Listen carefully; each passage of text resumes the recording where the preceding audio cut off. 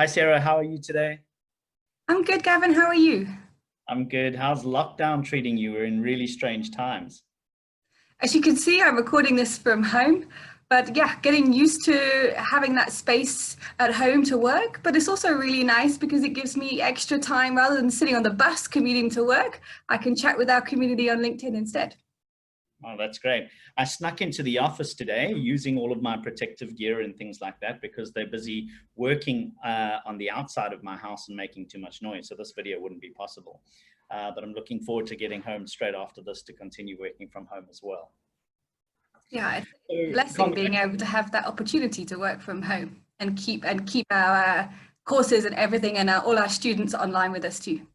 That's right. I mean, we are a digital organization, so it does allow us to do digital things. I wanted to congratulate you on being a certified digital finance practitioner. Thank you. I was trying to get in there before you, but you beat me to it. So congratulations to you as well, Gavin. It was a fun race in the office, and I see there's quite a few other colleagues there in the office that are on the journey. They're not quite in the race, but they're on the journey as well. Absolutely. And I know some of our COP facilitators are almost there as well. So hopefully both of us getting across the line will encourage more to come too. Yeah. So tell me, I'm very interested. Why did you choose to go on CDFP? For me, when I joined DFI, I came from a background of like learning and development from a lot of work in the community, you know, grassroots development work. Digital finance wasn't exactly my specialty. So I wanted to learn a little bit more about it. And then as I started, I realized, how could I do my job? How could I run webinars? How could I share resources? How could I run WhatsApp groups and LinkedIn and connect with our community if I wasn't on the same journey as them? So for me, it was so important to share those classroom experiences and to have that opportunity to see what it's like to be a student, but also understand what knowledge and sharing and opportunities that our community really needed. Well, similar in a way. I decided to go on the journey for two reasons, right? I am a co-founder of the organization, and I wanted to make sure that the product is of a certain quality. But the second reason was actually in the design of the certificate in digital money. The very first course that Ignacio, David, and I put together, I realized in putting that course together that even though I had a 20+ year career at the time in financial services, that I wasn't as knowledgeable as I thought I was. I didn't have all of the knowledge that I wanted. And I found certificate in digital money, even the build, fascinating. Off the back of that, I decided to take other courses. And if I took other courses, then why not accumulate credit to get to be a certified digital finance practitioner? So on the one hand, I really do want to be a leader for our students and show that even we, as staff at Digital Frontiers, do learn with them. And on the other hand, I had a lot to learn. Absolutely. I mean, I found the CIDM course fascinating, you know, starting with the idea of, you know, what is money and you know, the fiat currency. It's something I had always taken for granted and never, ever really thought about. You know, it's always that physical thing in your hand. Why would you need to consider where that has come from in its history? But that was just, you know, a fascinating start to that course, and then it just kind of pulls you in, and before you know it, you've covered the entire ecosystem and the landscape of what digital money is. It's an amazing way to start, I think, the learning experience with DFI. So what did you enjoy most about the journey? For me, it was like two main things. Firstly, being able to learn from experts. So if we did this course in our own country, you've only got the ability to connect with people who are physically there. Doing it online meant we could have global experts from all over the world sharing their knowledge and experience with us in a way that was cost effective, because if we had to fly them around the world all the time, you know, it would soon be unaffordable as a product to do. So I really enjoyed that expertise, that cutting edge knowledge, and learning what is out there across the globe. But I also loved the classroom interactions with the other students. So, you know, there were lots of questions that would say, what is going on in your country? And it was a very quick and easy way to figure out, so we're in South Africa, what is happening in Zimbabwe, what is happening in Bangladesh, what is happening, all over the world. I love that interaction. And there's a lot of the students that I met on that course that we still chat on LinkedIn and WhatsApp, and that kind of sense of building a network and community whilst also learning from the cream de la creme, in the digital money space was the things that I think resonated most and I enjoyed most about. What about you? I really love the communities of practice, both dealing with them in the digital space, but then also very much our Cape Town community of practice and what we learn from each other. I'm with you on engaging with other countries through the classroom, because one of the things that I took away from this is we don't have a homogeneous payments environment in the world. There are leading cases all over the world that show us the art of the possible. And leading cases of showing us what not to do. So how much I actually learned from the students commenting was, a lot for me. But the fun in the communities of practice of applying what I learned into the country context that we're in was super helpful. Did you specialize? Did you follow any of the specialization tracks? I didn't deliberately start off to do that, but I did find myself specializing in the customer and use cases. So for me, like how digital finance can actually make a difference to that last mile, to people who perhaps usually are traditionally financially excluded. That became something that I realized I was very passionate about. So I enjoyed like our gender blind spots course, the humanitarian and social payments course, and digital finance for all. I think, it was the seeing how changes to practice can transform people's lives. That was what really resonated with me and what I was drawn to. So yeah, that's how I ended up going through my journey. What about you? I didn't follow a specialization, and what I know the least about is regulation. So what I should have actually done perhaps is follow the regulatory specialization to conclusion. But then again, that's not my career, right? That's not where I'm going to be working. I could do with that knowledge, but it's not where I'm going to be working. Customers and use cases is more natural for me, and tech and enablers is also more natural for me. But I too didn't choose a specialization. I just went along and did the courses that I felt were most interesting. I learned the most out of leading markets, right? To learn the different countries and the different implementations and how things are happening so differently. But I would say that my favorite course would be the Inclusive Finance for All, or Financial Services for All. I really enjoyed as well the Digital Humanitarian. I felt uncomfortable in gender, but I'm glad that I did it, because my blind my blind spots are now open. I found the AI course and the Bitcoin and cryptocurrency courses the most difficult. Interestingly, the AI course I thought was so difficult that I called Ignacio out on it, and I said, we have a problem here. We've got to really check whether or not the students are really grasping what the concepts were. And he was quite receptive to that feedback, and he went into the surveys and he checked with a few other students, and he came back and he said, Gav, actually, it's just you. Oh, there's nothing like Ignacio for telling it how it is, right? But at least he did the due diligence of going to see, can we change the course. He even started thinking immediately, how could we change the course to make it more receptive? But it turned out that the course was pretty much very difficult for me. So a lesson there is make sure that you really do choose the courses that are right for you. I thought I needed to learn about AI, but when I went through that, I kind of like, well, that's probably not the one for me. I kind of had that feeling about the blockchain course as well. Like I love the idea of how you can use distributed ledger technology, but no matter how many times I read about it, it just doesn't sink in. I can't connect with, and I don't have the need to know the detail. It's more useful to me to understand how you could use it. So like when we were talking, and one of my other courses that I really enjoyed was the digital identity course. And obviously, distributed ledger technology has a role to play there. So I felt like the base knowledge that I picked up on that topic from CIDM, but also just generally doing some reading out there and a couple of webinars and things on that topic, it was enough. So I agree with you, like pick the courses that either resonate with your role or resonate with you and your passions, rather than picking the ones that perhaps you think you should do, because you're more likely to be successful and retain the information for the ones that do have a deeper meaning for you. The certification took me 3 years, but it didn't feel like it, right? Because I was working and doing, maybe 6 or so hours a week on each of the courses. It didn't really feel like it. It felt like I did it at my own pace. It didn't feel like it was an intrusion in my life, or that it was actually an effort. And before I knew it, I had the certification. But then looking at the certificate to see the years that I did it over, I was kind of like, really? Did I take that long? But it did go fast. What about you?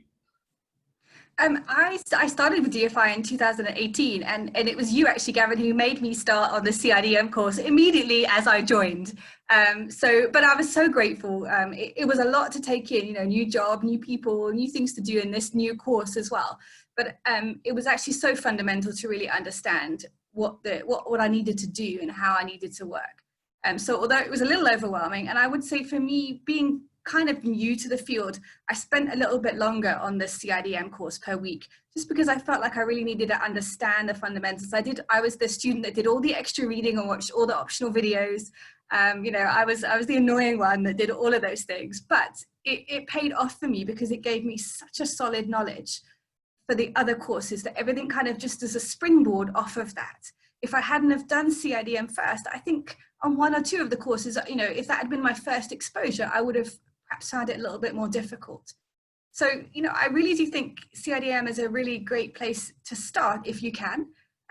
You may have other reasons to start elsewhere, but especially if you're newer to the field, CIDM I think is the right place to start.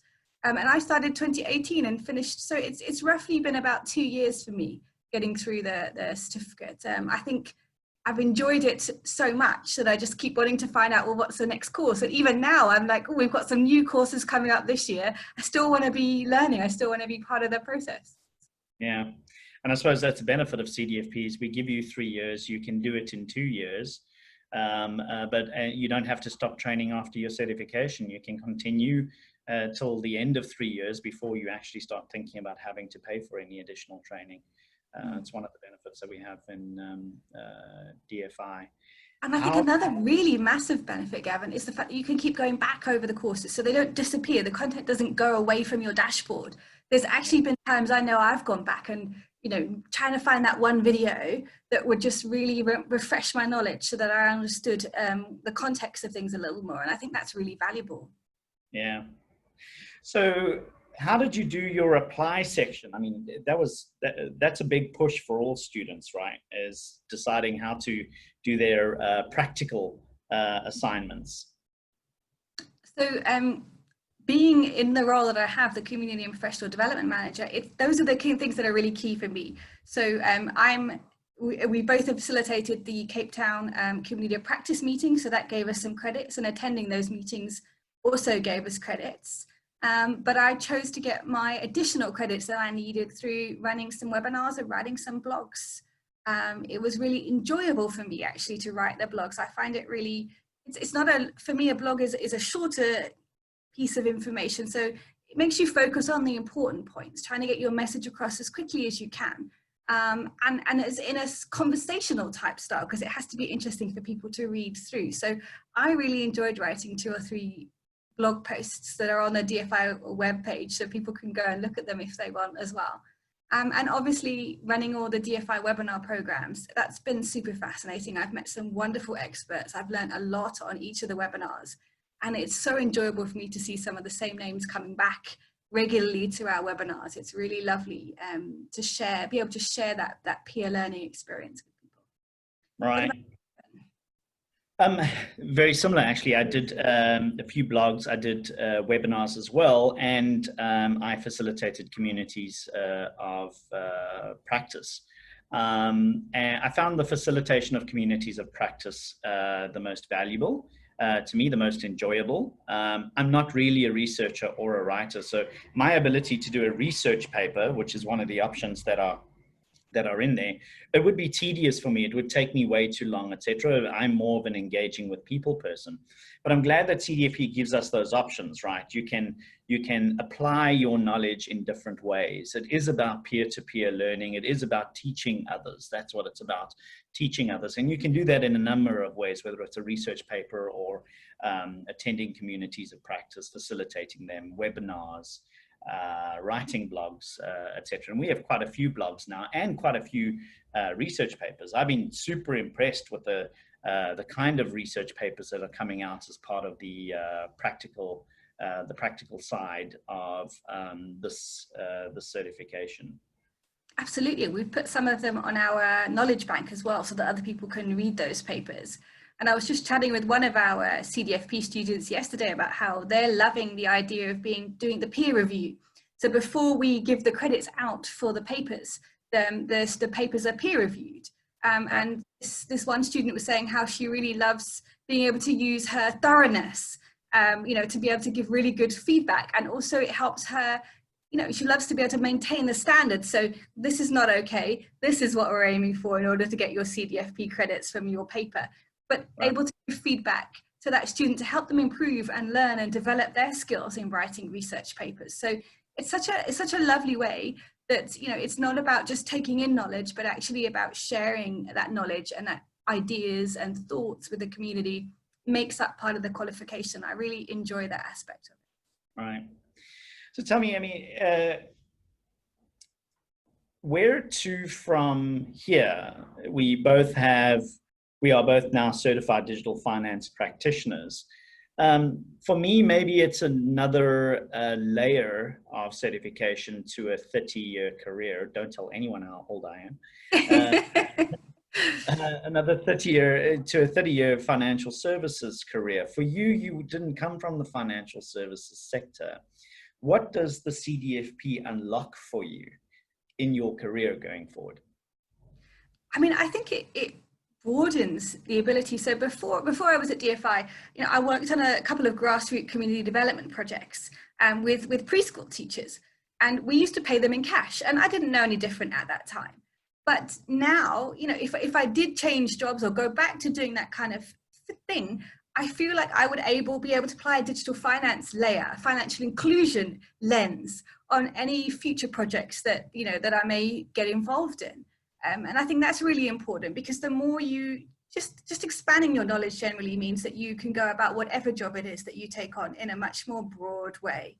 But it's really inspired me. I've really enjoyed, understanding actually how fundamental things like identification, things like having some form of, is it a SIM card for mobile money or bank account, just some way to transact digitally, some way, and I can understand how it really does impact on improving people's lives. And for me, that's the really thing that if you look at my career, and I've been more varied than you have, you've been more focused, but if you look at the underpinning of my career, it's always been trying to do things that improve the lives and health and well-being of other people.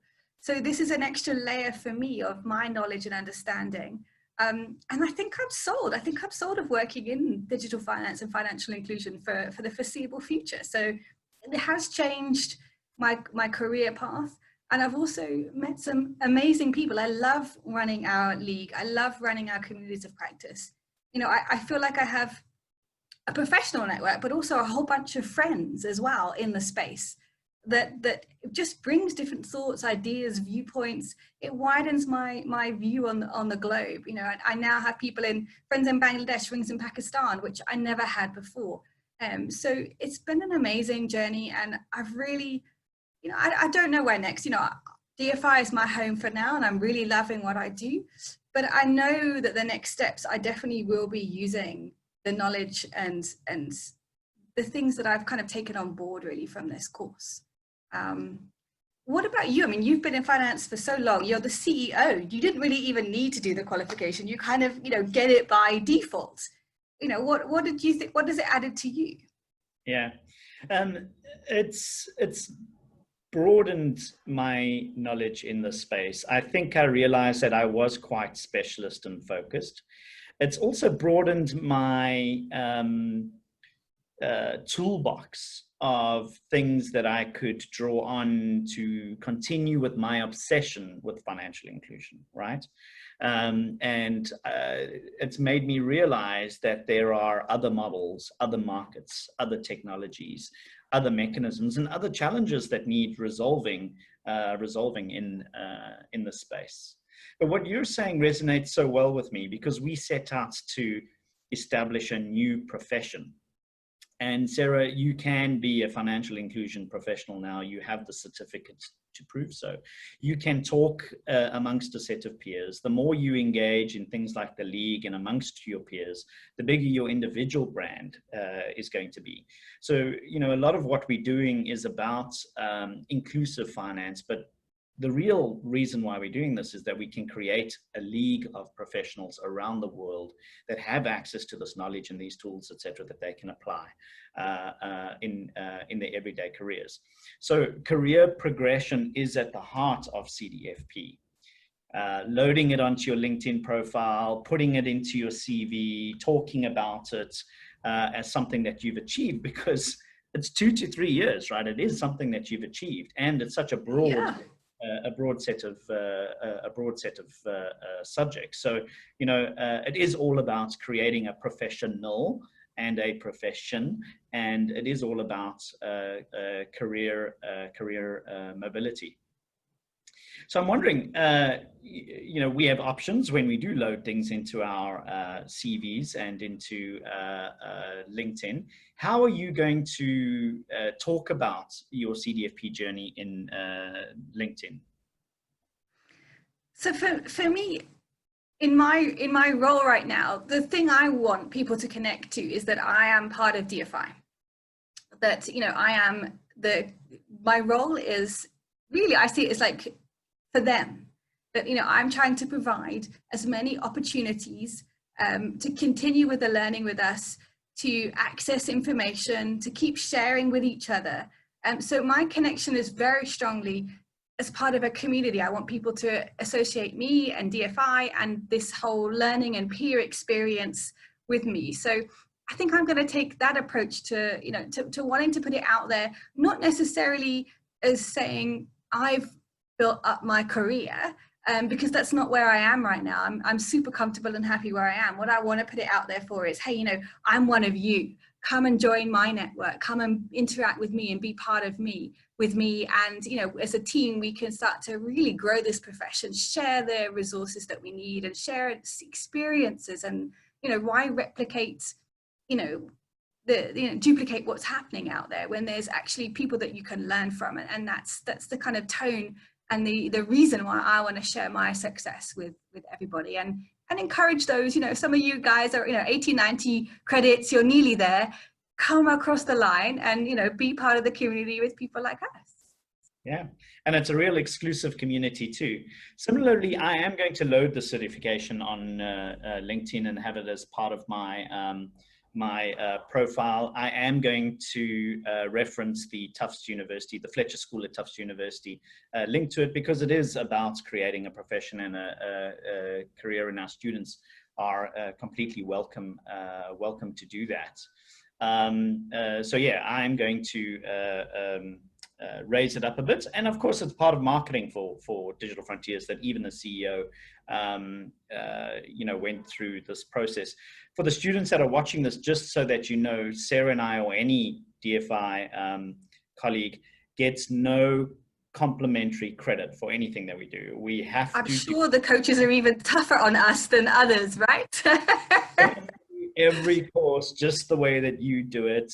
Many of you know Joan, many of you know the admissions the admissions and student support department. They give us no leeway, so it's been as tough a journey as it is with you, but as enjoyable. What about engaging going forward? Now we've done the certification, and pretend you aren't in your role as the communities. Tell me, Sarah, are you still going to be part of the WhatsApp groups and the league and things like that? Are you actively going to continue engaging, or is it now job done? I really enjoy being in those communities. I get a lot from the interactions. I find them very inspiring. I find sharing, you know, when people share their knowledge with others. You know, it is a learning process. And let's face it, we're talking about digital finance. We're not talking about, you know, things that are going to stay the same for the next 20 years. So I don't believe that, you know, there ever is that point. Maybe when you retire, there might be that point. But things change so much. You know, regulations change, technology changes, ideas come in. I mean, you know, let's just face it, what we've just been through with coronavirus. It has had a negative, but also potentially a positive impact. You know, the world is constantly changing. We don't know what's around the corner. So if you step away from it and think, I've ticked this box, then I think you've got a little bit of a narrow view of what the point of learning is. To me, learning is continuous, it's lifelong, you never stop. And, you know, yes, you don't always have to formalize that learning in terms of courses, because you have the basics and the base knowledge in which you need. But, you know, the technology is going to change. And I think it's staying in touch with that. And one thing I like about the League is people are sharing relevant, useful information. You don't have to scroll through the whole of LinkedIn to try and find the bits that relate to digital finance and financial inclusion. You can just hop onto the League, and there you're going to see most of the new stories or solidly written pieces and blogs that you can browse. So if you're short of time, to me, you know, having groups like the League or places like our cultivated knowledge bank, where someone else has already gone through and picked the best things to share, is a really great way of just keeping your knowledge up to date. I think similarly, I love engaging in the groups, and that's where I plan to continue engaging with the students in future. And of course, in the classrooms that I teach, I love teaching. I wish I had more time to do more courses myself and to teach some more. That's how much I enjoy it. Well, Sarah, I just want to say congratulations again. It's a very exclusive group, and I know how much work that it is that goes into it, because I did it myself. And I hope to continue seeing you not only in the corridors of DFI, but also in our community online. And to all the students out there, keep pushing, get over the line fast. Really, you are the first in the world to get these certifications. We want 1,000 CDFPs in the world, and if you think about it, 1,000 is not a lot. So come and join our exclusive group as soon as you can. Keep pushing. Reach out to those that are already certified for some help about how to get there fast, but keep pushing. I agree. Let's get more across the line in joining our exclusive club. And congratulations again to you, Gavin, too. Thanks, Erin. It was great chatting to you today. You too. Have a great day. You too. Bye-bye. Bye.